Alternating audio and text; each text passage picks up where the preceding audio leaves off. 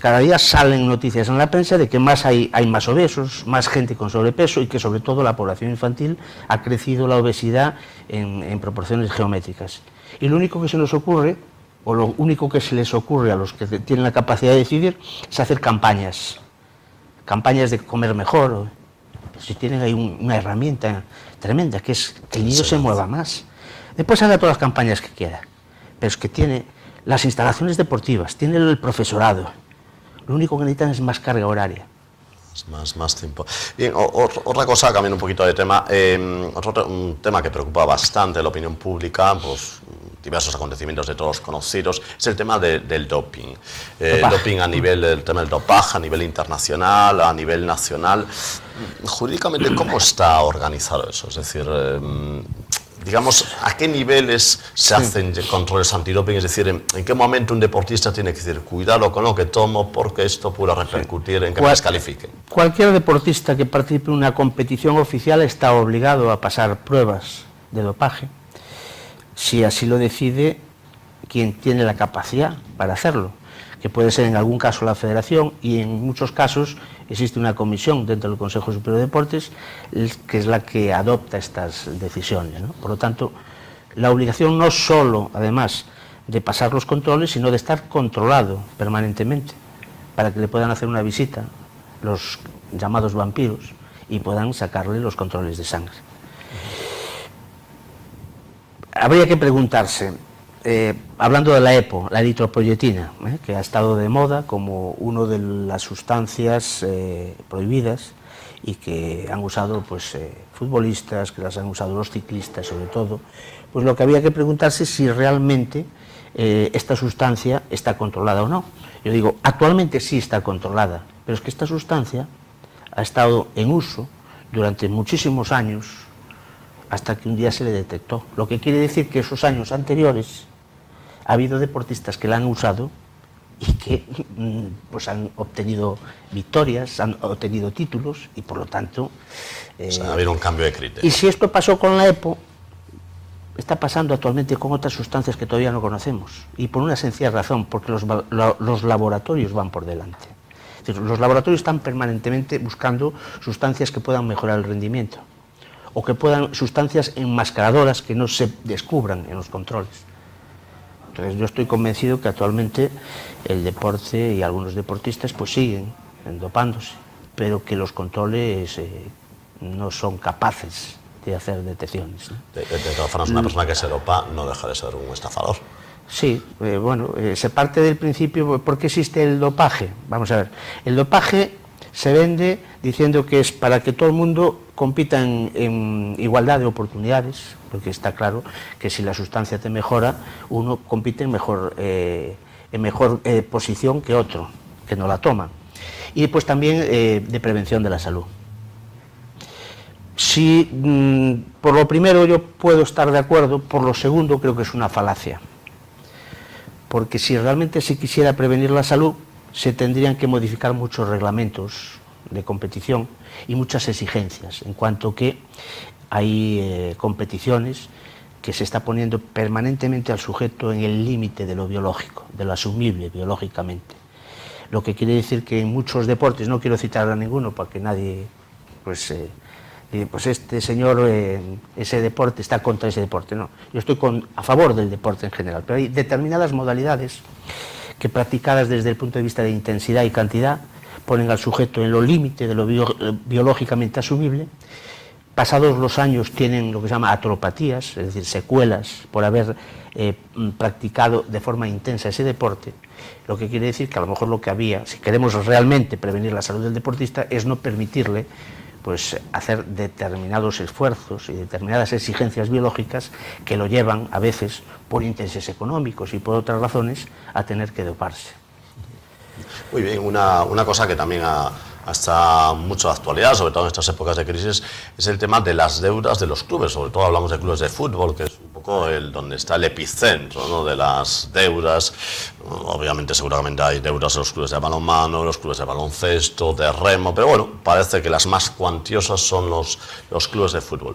La gente se pregunta si no deberían de pagarle, igual que hacen los ciudadanos corrientes. Lo caso es que parecen, en muchos casos, estar en una especie de stand-by, es decir, casi parece como si de alguna forma los organismos que podrían exigirle el pago de esas deudas estén más por la labor de o bien hacer la vista gorda o pensar en retrasarlo.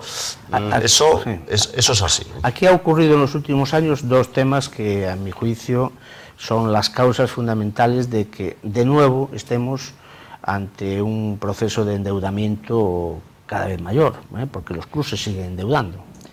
Y las dos razones son: la primera, antes, me refiero, no quiero equivocarme de año, pero yo creo que es con anterioridad al 2006 o al 2005, el decreto de sociedades anónimas deportivas establecía que cuando un club ascendía, y por lo tanto se convertía en sociedad anónima deportiva, y después durante todos los años en que estuviera en la competición de carácter profesional, hay que recordar que en España solo hay dos competiciones de carácter profesional, la ACB en baloncesto y primera y segunda en fútbol, las demás se pueden llamar como se llamen, pero jurídicamente no son profesionales.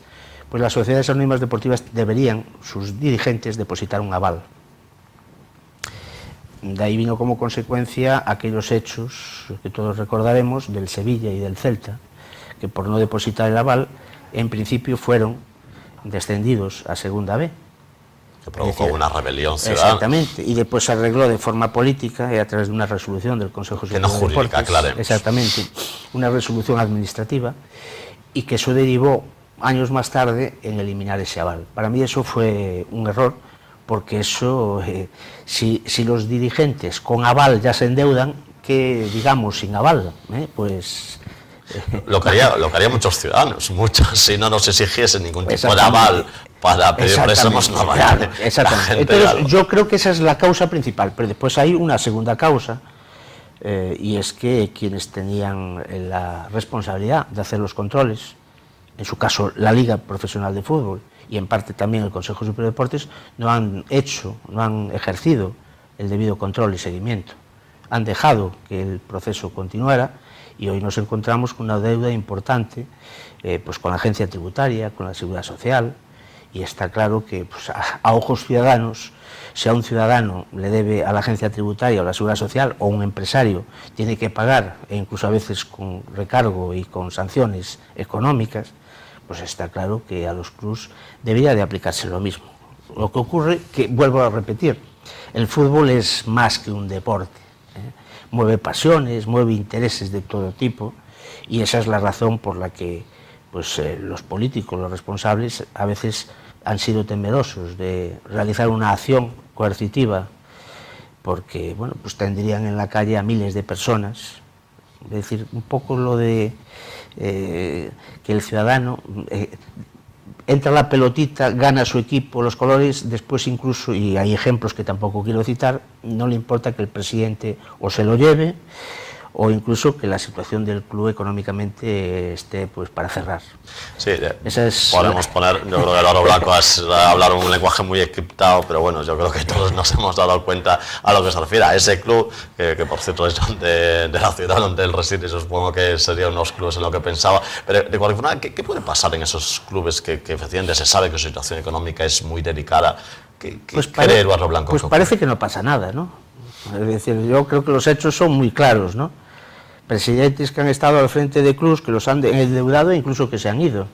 Es cierto que en algún caso pues ha habido alguna reclamación, pero que yo sepa, por haber dejado endeudado a un club, no conozco ningún presidente que se le haya pues imputado, ni siquiera, bueno, culpado no, pero ya ni siquiera imputado, ¿no?, como un delito mercantil. Bueno, quién sabe. Como recientemente estamos conociendo que se está llamando a declarar, incluso iniciando procesos judiciales con responsables de cajas de ahorros, quizás luego el siguiente paso sea ese. Yo creo que se debería de poner orden a esta situación, sobre todo en la sociedad en la que vivimos, con crisis económica y con muchos ciudadanos pasándolo mal, ¿no? Muy bien, pues Eduardo Blanco, la verdad es que teníamos un montón de temas, los Sí. un montón de temas para tratar con él, pero bueno, el tiempo se ha ido pues muy rápido. No, desde luego se nota Eduardo Blanco, en fin, que da abundantes conferencias, que es docente, y la verdad ha sido todo un placer charlar con Eduardo Blanco y le agradecemos muchísimo que haya acudido aquí en Televisión de Ferrol. Muchas gracias a vosotros. Gracias. Bueno, amigos, pues hasta aquí ha llegado esta edición de hoy de La Gabo Responde. El próximo día nos encontraremos aquí en este programa, ya digo, que dedicamos a violencia de género. Hasta el próximo día.